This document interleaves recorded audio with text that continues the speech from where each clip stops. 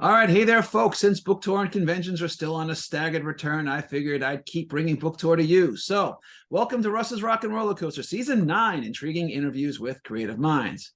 Well, there's nothing quite like a good psychological thriller to get the blood pumping, so I'm excited to welcome tonight's guest, international best-selling author Wendy Walker. Wendy is the author of the novels Not Forgotten, Emma in the Night Before, Don't Look for Me, and American Girl. Her novels have been translated into 23 foreign languages. I mean, come on, you could do better than that. Just kidding. And have been optioned for both television and films. Good on you. Welcome, Wendy. Thank you. Thanks for having me. All right. Just a heads up to the folks at home. Feel free to send me notes or questions you have for Wendy in the chat box during the show, and we'll get to a few at the end. Okay, as we always do, we'll start at the beginning. Wendy, where were you born? Where'd you grow up? I was born in Utica, New York. And I grew up kind of all over, but mostly in Connecticut. So, so mostly in Connecticut. And then I spent 3 years in Colorado. I was training for competitive. Don't skip that. Okay. No, all right. So mostly in Connecticut. Okay. Well, so I went to, I know upstate New York pretty well. I spent a lot of time up there. I went to school in Buffalo. I know people from all over the place, including Utica. I've had pasta in Utica. How long were you there? Not long. So I think we moved when I was before I had memories. So maybe I was 2 or 3. But my grandparents stayed there. So we were there 2 to 3 times a year for holidays, sometimes longer. Sometimes we would go and stay with a grandmother for a week. So it's really, I would say, until a couple of years ago, when the last grandparent passed away at almost 102 years old, that everybody then, the last relatives kind of moved to Florida, and that was it for Utica. So there's nobody up there now, but yeah, until really a couple of years ago. So okay. Yeah. All right, so you've been in Connecticut. So was it just you? You got brothers, sisters? What's the situation? What was the situation there? Oh, there's 5 of us. So we have a little bit of an unusual family dynamic. My older sister and I are a year apart, 13 months apart, and my parents had us very young.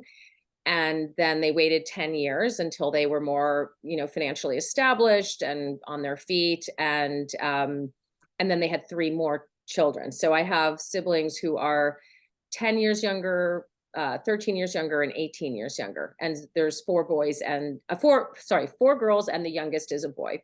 Oh boy. Okay. Wow. We're gonna have to get into some stuff here. Yeah.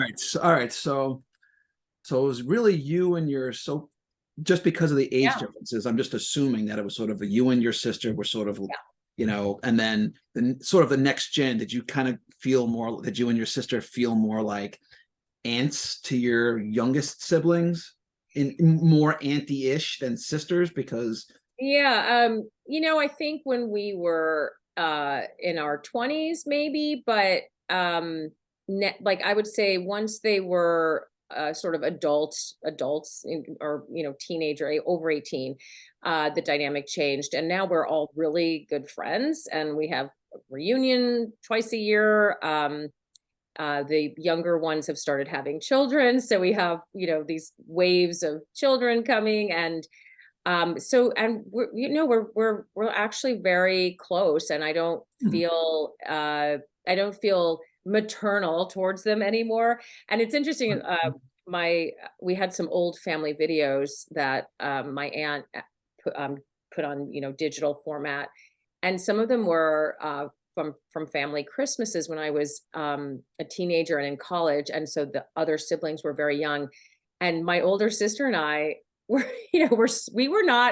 were very irritated with them all the time. I'll just put it that way. Like some of the scenes on the video, I was like, oh my gosh, I can't believe, just like calling them out for things that kids do, like picking their nose or something like that. And, like little 2-year-old, like, Mom, gross, make him stop, so we were not very maternal when we were teenagers, but then we kind of got a little maternal, but we were also off doing our own things. And then it sort of just became, really just friends, it's nice. Okay. So that part's now, but let's go back. Yeah. So you're the are you the oldest or you're the second of? I'm the second. So you're Yeah. the second. So at the time when you guys were growing up, because for a long time it was the two of you. Yes. How did you get? Was there 10 years. Yeah. were you guys, were you guys close then, or was there a lot of sibling rivalry, or was it both? We were very close. And I think, very competitive because I was always trying to, I think, catch up to, what my sister was doing. And it was in reach because she was only a year older. So everything she was doing was sort of beyond me, but in reach, Mhm. so the sort of desire to get there was really strong, and it seemed reasonable. Like, I can do that. And she, I think, for the most part, there were times when I think she really wanted her space. And but honestly, I don't remember any long stretches of time where we weren't really close friends. Mm. And yeah, and we still are.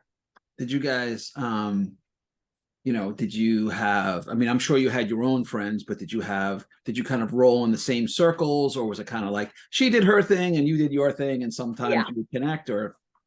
Definitely. And so, just getting back to what I said before about skating. So I started figure skating when I was about 8 or 9, and it really started consuming my life. So she was a very typical teenager, with boyfriends and, lots of friends and going out, sneaking out, doing all the things teenagers do. And I was, really intense about my skating. So all of my friends were in my at the rink with, we all trained with the same coach.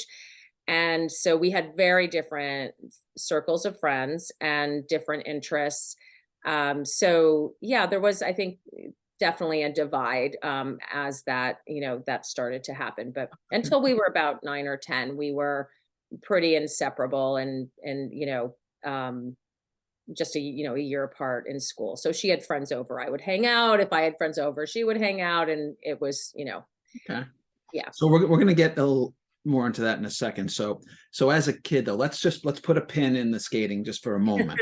So were Okay. you what was your thing as a kid? Were you a reader? Were you adventurous? Like, what kept, other than that, what kept you busy? I was a tomboy, so I would read, but I was competitive about it. So they had a reading challenge one summer, and I read like 20 books or something. Just because it was a challenge. So I was really drawn to achievement, I would say. I don't know where that came from, but so I was a tomboy. I was always looking for a big tree to climb, a patch of mud to try to get across. We lived on it was very different then. I have 3 children that are now all adults, and it's very different now than it was when I was growing up, where we just hung out in the neighborhood. Like, we would just Mhm. go out on the street, Oh, I and know. we would start knocking on doors, like, Yep. who's home? Let's go play, softball. Let's go get into trouble in the woods. Let's Uh-huh. go, cause some mayhem somewhere. Boys, girls, all different ages. So my sister and I would just go out, and we would find neighborhood kids, and we lived in a very modest, suburban area in Norwalk, Connecticut. But behind our house was 70 acres of land. It was a monastery at the time. Now it's like a wellness retreat, of course, but there were Uh-huh. 2 lakes, there were trails, woods, and this huge, like, stone building. And there were monks there, Mm. and so we had so many adventures in the woods. And the best one, which I actually wrote into one of my books. I've actually drawn from my childhood in a lot of my books, because there's just these little snippets that are sort of Yeah. fun. But yeah, in the night before, I wrote this little sort of anecdote, in that there was a guy dressing up as a vampire, and he would walk on this stone wall at the end of one of the lakes. And so my sister and I and all these neighborhood kids were out one day just roaming in the woods, and we saw him. We came running back to my house. My mom had the other kids, and she was busy, and she was in the kitchen, and we ran in, and we're like, Mom, there's a vampire. We need garlic and rosaries and steaks and, like, all these things. And she was like, "That's nice. Okay." You know, and I think she gave us more, like, she's like, "What?" She thought we were Yeah. just sort of, you know, making up stories. And so we went out like hunting for this vampire. And of course we didn't find him, but about a week later, a man was arrested for exposing himself to school children dressed as a vampire. And it was the Oh, same guy. So we actually jeez. stumbled on this. Wow. So he was an actual Yes. real life monster. You really were a monster hunter. Yes, and it's so funny because, you know, my mom was, I think she read it in the paper and just was horrified because of course, he was like it basically in our backyard, and, you know, she thought we were making it up. Oh, And we no. thought, you know, we were like all excited to go track him down. Sure. So yeah, lots of adventures like Wow. that. So let me ask. So I also grew up right across from, I mean, I grew up in the suburbs, but the woods were literally right across the street from my house. And there was also a reservoir which would freeze in the winter. Yeah. So did you guys have lakes? Did you walk across the ice? Oh, I skated. So when I was I'd bring my skates, and to think about it now, I mean, I would go out there alone and just practice on this frozen lake, and I'd be doing jumps, like toe jumps, where you're jamming your You toe give peg. the dad in me is having palpitations I right now, just know, thinking right? about it. Can you imagine? I mean, and then sometimes I would hear the ice go boom, you know, when I would Oh, land a jump, and it would, you know, I was doing like double jumps out there and then landing hard, and, you know, the whole thing would sort of crack. And again, I didn't think anything of it. You know, it was just different parenting back then. yes. But yeah, now, I mean, my gosh, if my kids ever did anything like that, I would have a heart attack. So Jeez. I Whoa. know, but yeah, it was great. And kids would play hockey, but, you know, it was, I don't know, the ice would freeze for most of the winter. Yeah. Yeah. Well, Um, schools also, I great, was down. great I was childhood, actually. And I was down on Long Island, so you probably up where you were, it got just colder Yeah, longer. So it yeah, probably was actually safer. I mean, none of it is yeah. actually safe, but safer to agree. Safer, Yeah. yeah, Yeah, yeah, because I mean, we would walk across, and sometimes, like, we were very tentative because you never knew, and it was yeah. big too. I mean, one bad crack, and I mean, this is like game over if like you fall Oh, in. I know, and I There would be ain't in no. the middle of it. I mean, I would be really like doing my whole like skating routine, my whole like program. I'd bring my like box and put my music on and practice my program out on the. I mean, so yeah, it was, yeah. So let me ask. I So have excellent judgment. So let me ask you. So you mentioned just a little while ago about, your sister was a little older, so there was a little bit like of a reach. Do you think that you think that you just came out of the box kind of sort of competitive and ready to go, or do you think that sort of trying to match or better your sister was the driving force, or was it sort of just a combination of the two? Yeah, you know, I don't know. I mean, I think a lot of it was just the way that I was born. Because I don't remember specific things that I wanted to do that my sister was doing. Um, yeah, there aren't specific things like, oh, she could do this, so I wanted to do it. Right. But I know that she started skating before I started skating. But I don't remember the feeling of I Mhm. want to do that better than my sister. She was doing it. She would go to disco on ice and things like that. So Mhm. I went skating with her friends, and so I wanted to skate. And then I realized I was good at it.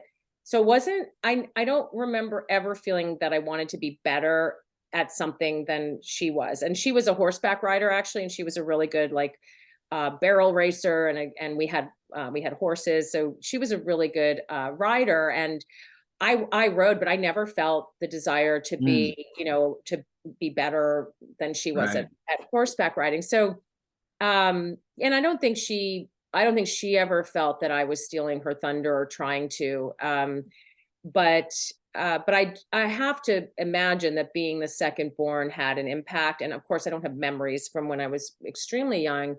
But you know, just having raised children and seeing them, you know, just watching what's around them, and then they aspire to do those things. So yeah, I'm not sure. I mean, the nature versus nurture argument is, you know, it's always out there, right? Always No a one really yeah. knows for sure. No, So that's you for can't sure. really separate.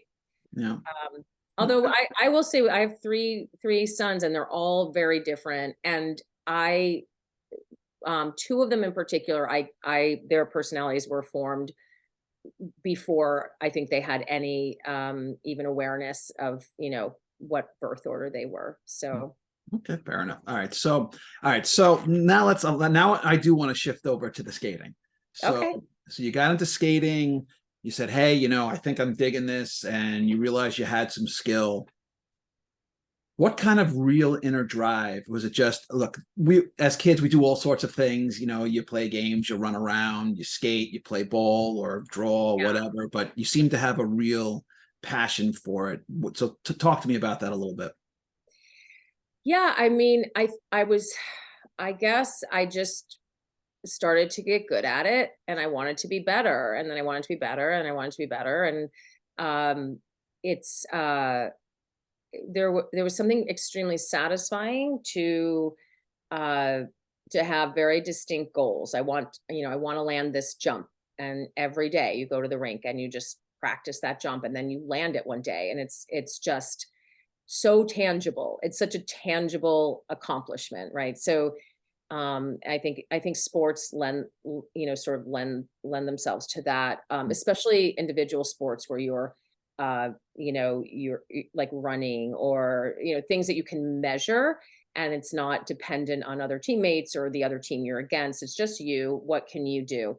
And so there was something very satisfying about that, just to be able to really feel each step that I was sort of taking. And I don't know if I ever really, so you don't really stop and analyze, why do I like this? Why am I Mhm. doing this, 5 hours a day instead of enjoying myself? But I was always like that as far as I can remember. Even like now, my youngest son just went to college, and I'm sort of looking for things that I like to do, because now I have free time, believe it or not. Not a Mm. lot, but I do have free time. And I don't I was never good at idle time. So skating filled all, school and skating, sleep, that's it. And so it just filled all the hours of the day doing something productive, and that kind of suited me. It didn't serve me well for this stage of life, which I don't know. I'll have to get back to you on how I survive it. But yeah, so I just kept going, and I ended up at a training facility in Colorado, because where we were living, the coach that I had was, he was in Westchester. So I mean, my mom would have to drive me an hour and a half each way, and then wait at the rink Ugh. these babies. I remember my sister, who was 10 years younger. I remember her being in the car, and my mom entertaining her at the ice rink for 3 or 4 hours while I was practicing, and then falling asleep in her car seat on the way home. And so when my mom was pregnant with the second of the three younger ones, we had an opportunity for me to train with a coach in Colorado and live at a dorm. And so they took it, and so I lived there for 3 years. Wow. And So then, what was that like? oh, what was that like? Um, it was interesting. I was 13 when I moved there. So, and the dorm, there wasn't a Mm. lot of supervision. So Mm. I was pretty independent, but I was 13. So That's a strange time to be away from home for 3 years. yeah. And there was no internet or cell phone. So I think I called home like every Sunday night or something. And I remember, like, I do remember for a period of time, I don't know exactly how long.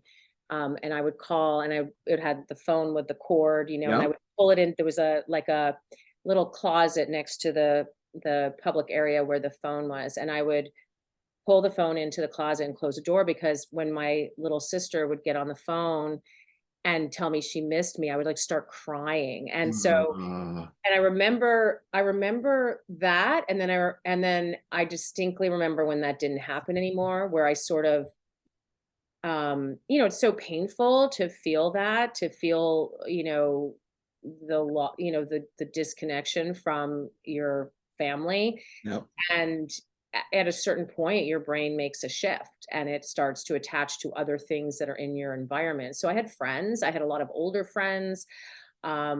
I wasn't that close with my coach. He was a very, an older Italian, kind of um, sort of traditional coach. He wasn't warm and fuzzy at all. Was it So a taskmaster? yeah, and he was just, you weren't going to go to him with your problems. As I miss home, so it wasn't like that. And so, but I did have a lot of friends, but they were older, so they became sort of my family, and in some ways, raised me. Right. So it was interesting. I think what I came away from it with was uh, a sense of um, having to understand the world around me and having to observe people very closely, because in a highly competitive sport like that, you have a lot of parents. So a lot of the skaters there, one parent had moved actually from their home wherever they lived and gotten an apartment in Colorado Springs, and they lived there for most of the year with the skater, and the rest of the family was back home. Huge sacrifices that people made for this sport. And so there were a lot of mothers that would be at the rink, and it was a very brutal, Nancy Kerrigan and Tanya Harding, you know, no, I didn't get clubbed in the knee, but it was, I was kind of like, I was a little, you know, babe in the woods without a protector. So I had to learn, how to not trust grown-ups and how to really try to read them and question them. And that, I think that it probably was where my desire to tell stories came from. And because Mm. telling story, that's essentially what I would have to do, was to figure out each person's story and how they were going to affect my story. Interesting. Yeah, Interesting. All right. yeah, Did you see the movie I, Tonya? of course. That's a great movie, actually. Yeah, it was great. It was great. And I loved I loved that they gave, Tanya Harding. I don't know Tanya Harding or her story. I don't know how factually accurate it was, but the portrayal in that particular movie was, I thought, it made sense why there was some, Yeah. psychological harm and that was done to her, and why, she sort of was the way she was, at least in that depiction. Do you feel that they got the kind of the skating, the details of the world, and did it feel? Oh I yeah, mean, from an outside, I'm not a skater, so I mean, it felt like this felt very real. Did it was yes, you say that was an accurate depiction of kind of like life in the skating world?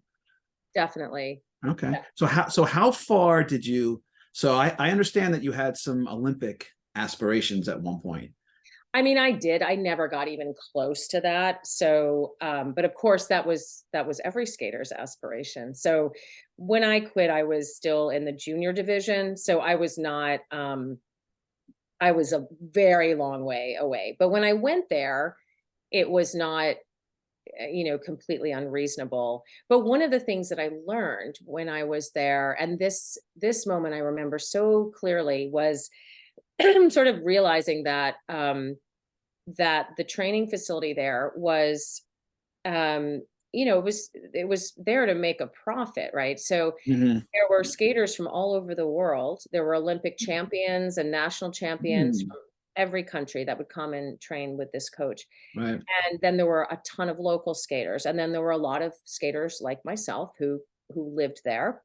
And I started to notice after a couple of years, the things that I was good at were sort of going out of style with figure skating. So I was good at these compulsory figures where you just like trace these figure eights and did all sorts of twisty turns and things. And you did them on a little patch of ice.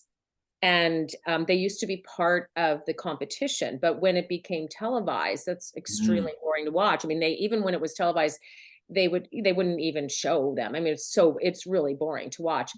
But that was a third of the score. I think it was third. But anyway, it was a decent component. And so I was very good at those. They actually are no longer, they don't do them anymore.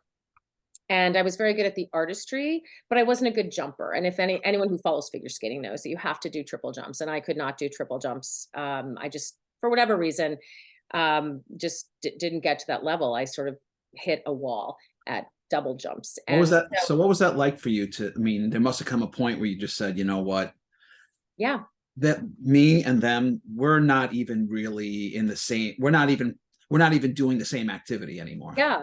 Well, that was the moment. So I remember, I was getting very frustrated with it and with myself and it's what's so hard is you train all year and then the competition season rolls along and that's it. Like you have the regionals, the sectionals and nationals, and you have to perform on that day to advance and get third place. And then you go to the next level.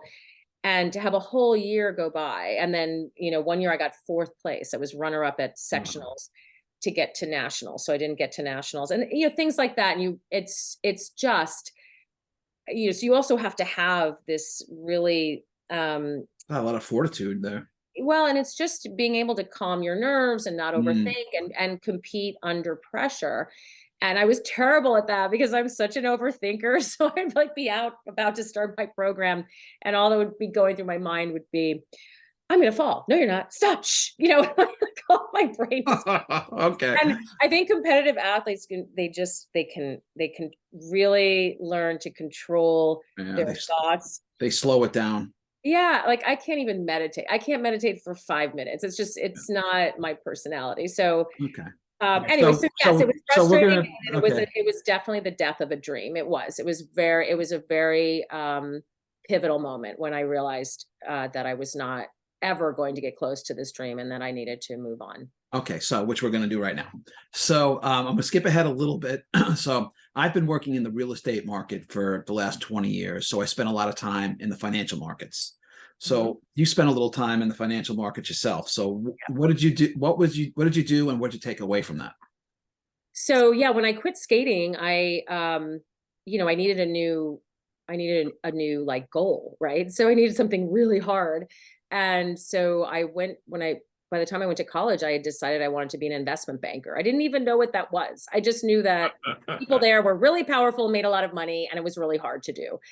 If I had any inclination in medicine, I probably would have been wanted to be a neurosurgeon. Like I just wanted to do something big.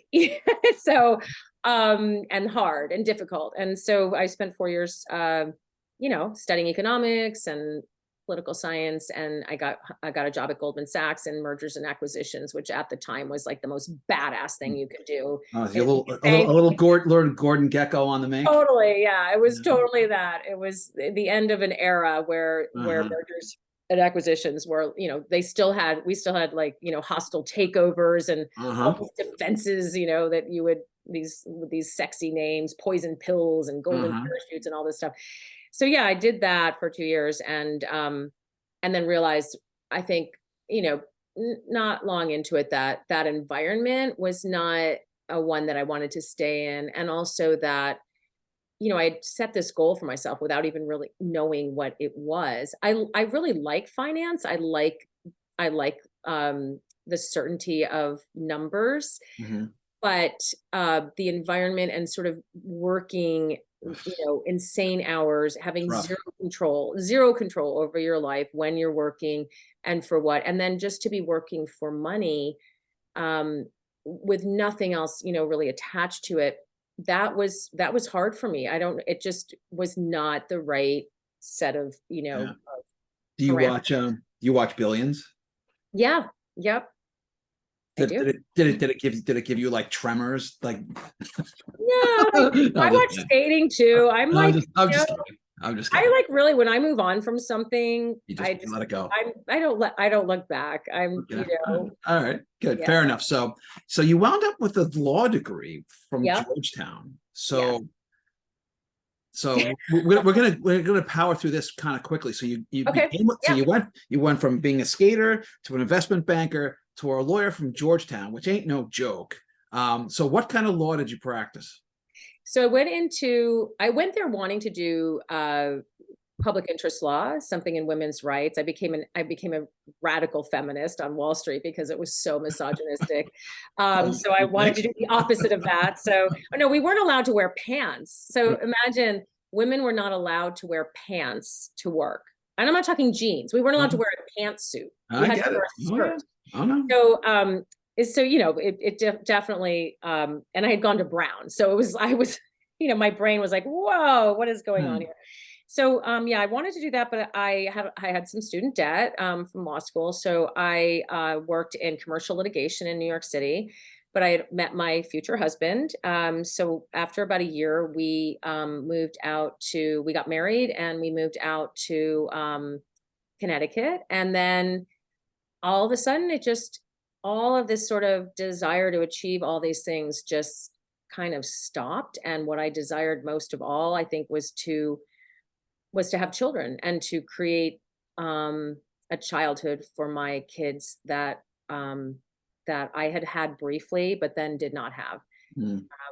towards the end of my childhood. And so I was a stay-home mom for 14 years. Wow. I was writing. That's when I started writing. So Okay. So yeah. You're doing the math on that to see how old I am. I'm not. I'm not. I swear. I'm not. No, I'm actually keeping an eye on the clock, and I have about 200. I have more questions we could ever get to. So, all right. Okay, So we can fast forward all this. okay. So this is when you first got serious about writing. Just kind of tell me about that. Yeah, so when my son was born, we were out in the suburbs, and I'd stopped working in the law. It's hard to be a commercial litigator and a mother. If you want to be, if your desire is to really be, the primary caregiver, which it was mine. So I stopped working, but then I wanted to do something that I could do at home, and there was no internet. Like I honestly don't know if I would have written books if what we have now we had then. I think I would have gone online and found a legal job in public interest or something to do online that was in a field that I knew how to do. But there wasn't back then. There was nothing to do. It was like, okay, I'm either going to make crafts and sell them at trunk shows, or I'm going to write a novel. Like those, I couldn't think of anything else to do at home that could turn into a career when my kids were in school. So I started writing. And my first attempt was like a John Grisham legal thriller, because I knew the law and I loved legal thrillers. And so I tried to teach myself how to write. And that was really not a pretty outcome. But a long story short, as I did eventually, I found a writing professor to give me a crash course. And it turns out that I was a good storyteller. So I think my strengths have always been in intricate plots and people and sort of what motivates them and emotional stuff. But I was never trained as a literary writer. So I feel like I'm always honing those skills, always adding to my toolbox in that regard. So I started writing then, and I eventually got 2 books published in sort of general fiction. I don't use the term women's fiction because it's just fiction about women. It's not, So I wrote 2 books that were about suburban life, and they were published by St. Martin's, but I didn't make any money, as many writers will understand what that's like. And so then I was divorced. I was a single mom. I went back to practicing law, and I found work as a divorce attorney. Okay, so hang on. Stick with that. So stick with that for a second, because that's actually one of my questions. So I'm the child of multiple divorces. I actually attended 3 of my parents' weddings by the time I was 23. Wow. And I actually gave my mother away at the last one. Wow. And I told her, I said, "Ma, this better be the last time. I'm not coming to another one." So I know what divorces, the positives and the negatives, can do to families and to children, because I lived through it. So what drew you specifically kind of to sort of child advocacy? So honestly, after not practicing law for 14 years, I really didn't know how to get back into it. So I volunteered at legal services, and they needed someone in family law. So I didn't really choose it. It kind of chose me. And after getting trained there and volunteering there, they helped me find a part-time position at a law firm that sort of took a chance on me. I mean, they really didn't know what to make of a first-year associate who was, I guess, 42 years old. Right. So I had great credentials, Georgetown, and all this stuff. So you were the good wife. Yeah. Yes, I was the good wife. Exactly. Right. Yes. Without as much love life drama. Well, that you're confessing to. So yeah, I was sort of the good wife, basically. But it was interesting because it turns out I was really pretty good at it, because I had these people skills, from having to evaluate people and understand people, a lot of empathy for the clients, a lot of patience with them, because I found their emotional situations interesting, right? I was trying to, what's causing this? How can I help them? How can I fix this? And then I knew finance, so the numbers came very easily to me, Excel spreadsheets, whatever. And the law is you have to learn it, but it's not super complicated. And yeah, so I actually became like the person that got the difficult clients, I think. And Because you needed it, because you wanted a challenge. well, just because I didn't mind it. I didn't mind I didn't mind it at all. And If you could survive Wall Street, you could handle. yeah, and it just, and because I was divorced myself, I had a very amicable divorce, a wonderful ex-husband, no issues, but I did know what it was like to have a parenting schedule, and I knew what things cost to run a home, so I could speak to the clients about all of the things that would impact their lives. So yeah, so it was actually a good fit, but it was really hard to be I say a single mom. I was a shared parenting mom, but when I had the kids, it was just me. Yeah. And whatever help I had, but there was not another parent when I was parenting. Yep. So it made it hard. So just a quick interlude for folks who came in a little late. If you have any questions or comments for Wendy, send them in the chat box, and we'll get to a few at the end. All right. So real quick. So what I do is, having spent as much time in the real estate market as I have, and I was actually in the healthcare industry before that, I fold a lot of that, the details, some of the nuance into my fiction, because I know it kind of sort of intimately, and I pick and choose. Do you fold any of your legal knowledge, your finance knowledge into your writing, or is it just does it kind of stay off on the periphery somewhere? Oh no, it all folds in. Of course it does. Yeah. I mean, it not like on the nose, like I don't write about clients that I've had, but the themes and the thing, and especially the psychology. So, what was so, if I think about how I ended up where I am now, if I hadn't been a family law attorney, I would not have been exposed to the psychological training into sort of the psychopathic illnesses that I got training to be a guardian ad litem for children. And we also had these training classes that the firm would send us to, so that we could try to identify clients who might be, problematic. So we didn't take them on, because whoa. So it was really fascinating. Hold the phone. Hold the phone for a second.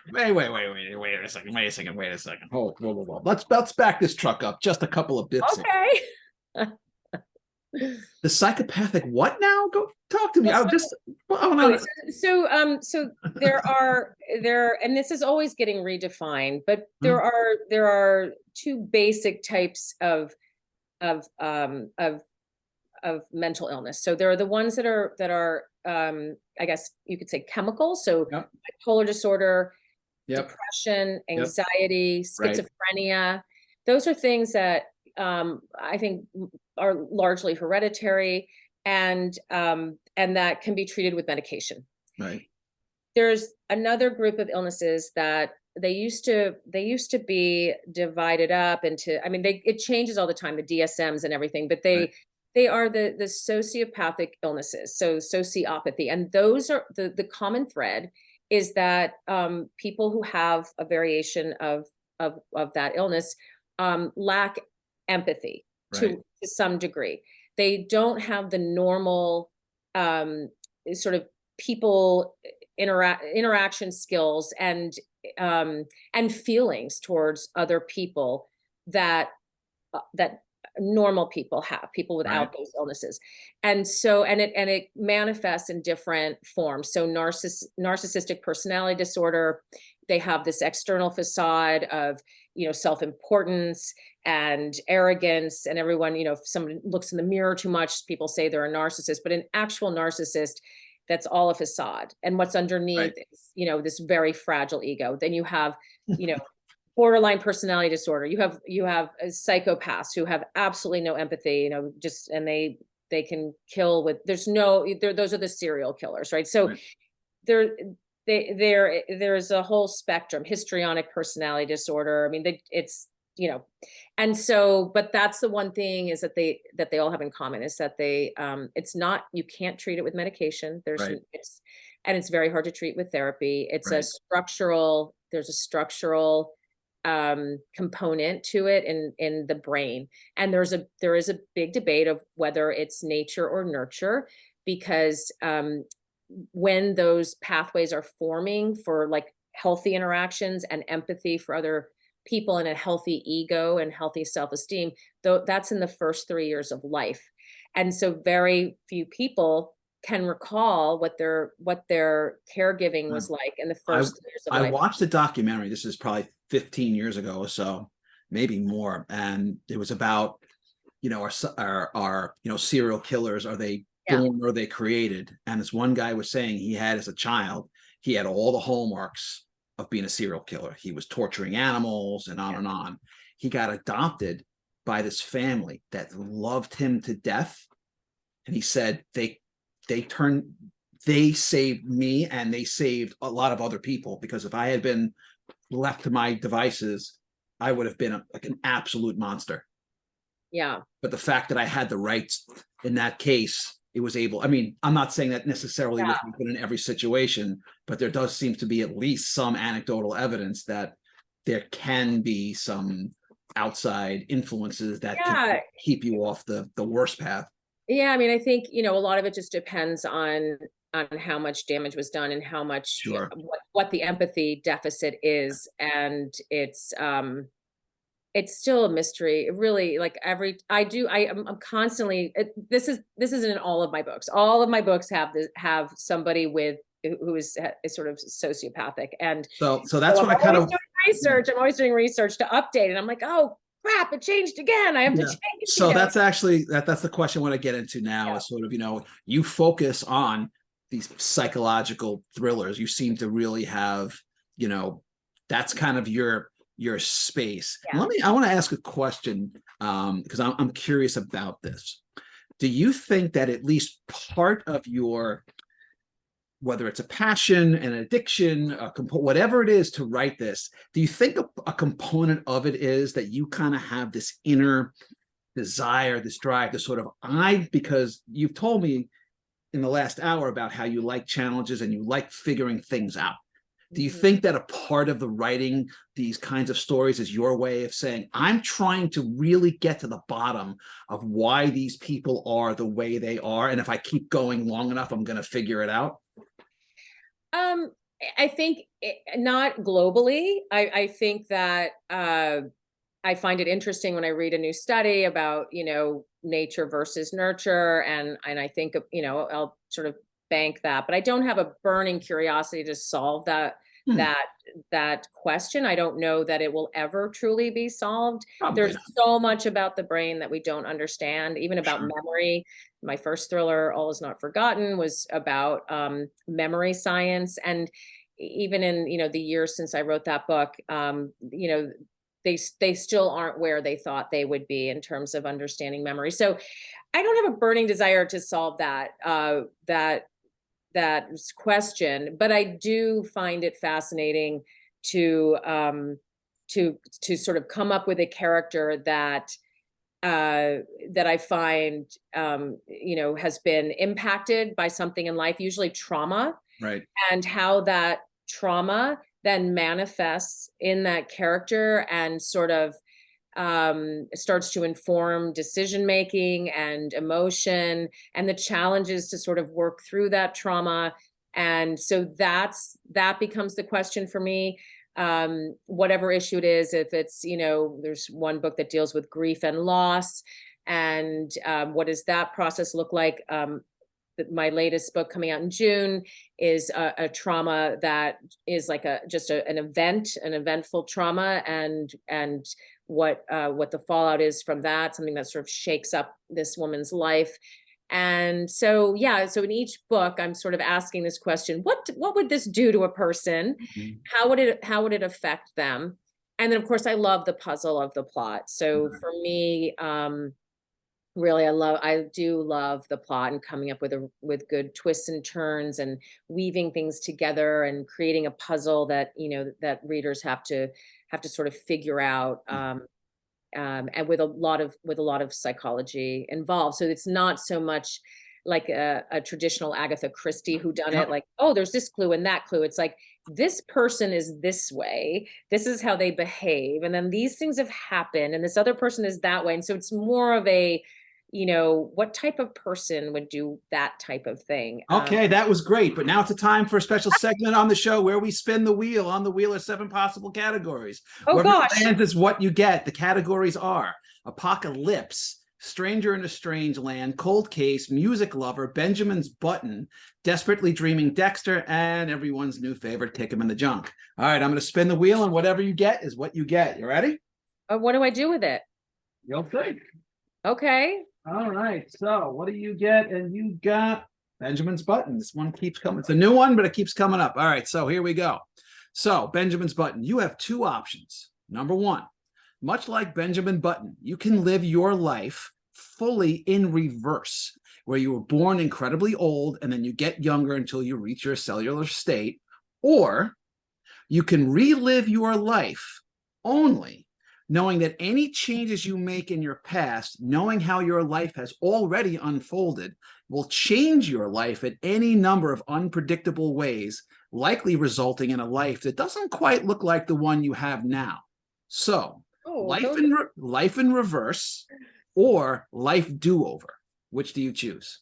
Oh my gosh, those are both terrible choices.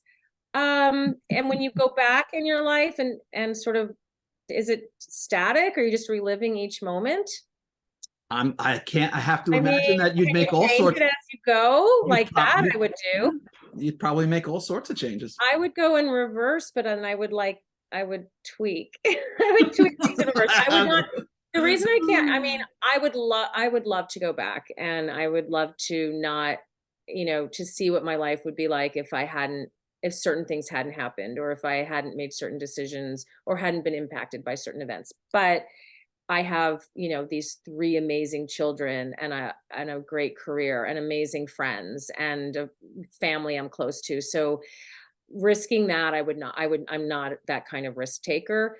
But if I had to go back and enjoy each moment, there'd be some that I might skip over for sure. Yeah. Oh, So I that's guess not I'd have to choose that. all right, fair enough. Okay, so next up, we're going to pick your poison. We've got 4 options for our next section. We'll pick a few depending on how much time we have. We've got A, B, C, and D. Pick one. Oh, C. C. All right, old dog, new tricks. Oh, Okay, so the saying goes that you can't teach an old dog new tricks, yet every writer I know, including myself, has made numerous mistakes along the way in their writing careers.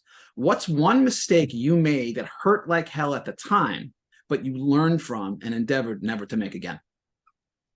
oh my gosh. One mistake I've made. I feel like I've just made so many. I think, here's what I would say. I would be smarter at the very beginning about the market, what I was writing, what I was trying to accomplish. It's wonderful to just write a story that's in your head and you're like, oh, that's something that interests me. But I think I would have probably stayed with writing legal thrillers instead of switching over, and just kept getting better and better at those.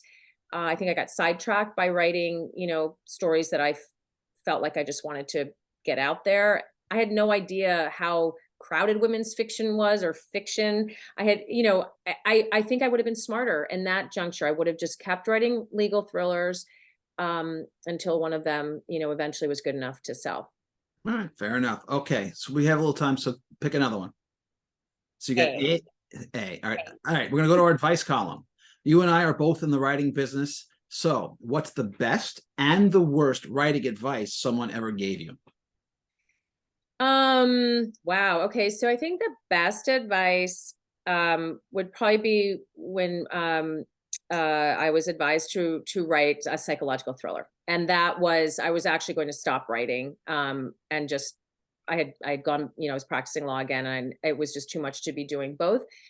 And I wasn't paying attention to the market. I just was trying to write another fiction novel. And then my agent at the time recommended that. I asked her, what can I put on your desk that will sell, that will break me out and possibly make a career for me? And she said, everybody wants the next Gone Girl. And I had to actually go and find out what that was. So that was the best advice I got, because I wrote that book in, in the spring, like 6 to 10 weeks, it was done. It was such a natural fit for me. And I have been writing in that genre ever since.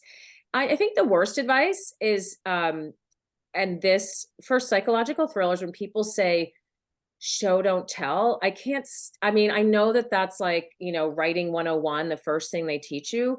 But the thing is, with a psychological thriller, sometimes the telling is the showing. So when you're in the head of a character, the things that that character is telling you is actually showing you their psychology, That's showing right. you They're showing you what's they're wrong with revealing them, themselves. So Yeah. you don't need to have a whole chapter where the character, you have the character enjoying chocolate ice cream for, it's just like, they can just tell you the things they like and don't like. And that telling is the showing of that character. And that's what psychological thrillers are all about. No. And so that advice, every time I hear that, I see a review, and, and look, I respect reviewers and people who write reviews, and I'm grateful for everyone who reads my books. But when I see something like, oh, this is all telling, not showing, and I'm like, no, but that's the telling is the showing, No. So I think that sometimes that kind of static advice that is always thrown around to writers, it doesn't always apply to every book and to every. I would agree. It sounds like, it's not, I don't think it's as much as show versus tell, but it's the reveal. You're revealing who they are, not really. Yes, just through showing, the things right? that through the things they're telling you about Yeah, themselves. that's right. So yeah. Okay. All right. So now, all right, that was great. But now I'm going to give you some truth serum. I'm going to ask you 10 questions. You ready? Okay. Yeah. Okay. Favorite flavor of ice cream? Okay. I guess fudge stripe. Okay. What's one food you will never eat ever for any reason? Liver. Oh, you and me both. Okay. Bucket list destination? Greenland. Nice one. Okay. Scariest movie you ever saw? The Shining. Oh, that is scary. If you could have one superpower, what would it be? I would like to be invisible. Do you play any musical instruments? If not, which one, if you could? I don't. I would like to play the guitar. All right. You can only have, oh no. Okay. You can only have one, wealth or friendship? Oh, friendship. Okay. Cats or dogs? Dogs. You can see a live performance, music, sports, theater, whatever, any seat, any venue, any point in history. What's your choice? Oh gosh. I guess maybe sports. Well, be more specific. You know what? I would actually like to be front row at the Miracle on Ice game when the United States beat the Soviet Union in 1980 in Lake Placid. Michael Ruzioni. That's right. I watched that as a kid. All right. If you could get even just one more season of any TV show ever, what would it be? Oh my gosh. Oh, that is so tough. I guess Succession is my current favorite, but there is another season of that. I have a bunch of shows. So Succession, I love that show. But that one hasn't been canceled. Okay. So one that stopped. Oh my gosh. The Tunnel. I love The Tunnel. I know it's a little obscure. And I love The Killing. That was such a great show too, but it had a great ending. So I don't know if I would want more. That's a hard one. Okay. All right. So I'm going to take some quick questions. All right. So I have one that I wanted to ask you quickly. So because you're into psychological thrillers, and so give me some psychological thrillers in movies and TV that you love. Psychological thrillers in movies and TV. Oh my gosh. So wow. So yeah, I love Yellow Jackets. Oh, that was interesting. Love that show so much. I think Succession actually is a psychological drama. It's a family drama about dysfunction, and it's just the writing is so brilliant, the way they interact. And And the tunnel was that's a great show. If you haven't watched it, that was wonderful. There are a few seasons of that. I'm trying to think what else is current now. I mean, I'm pretty, it's hard sometimes to find ones that that are satisfying, because I like things that are pretty dark, not like scary, No, I but get you. but Yep. kind of dark. So yeah, like Yellow Mhm. Jackets is right up my alley. Yep. I love all the psychological drama, and Yeah. seeing it in both when they're younger and then when they're older, like Mhm. that, to me, just seeing the trauma Uh-huh. and then the aftermath is just, that's my thing. Uh-huh. Oh no, my wife and I dig that one. Yeah. Okay, so we got a few more minutes. I'm gonna share my screen and we're gonna show some goodies and then we're gonna call it a night. All right. So okay, Wendy. So talk to me. So what do we got here? Okay. What are we looking at? Okay, you are looking at cold case detective Elise Sutton. She's got two little girls. She's married. She has an ex-Marine partner. They drive around interviewing witnesses from cold cases. And then one day on the way back to the station, they stop at a department store so she can buy some towels for her daughters. And she hears shots she's in the aisle holding the towels, and she hears gunfire.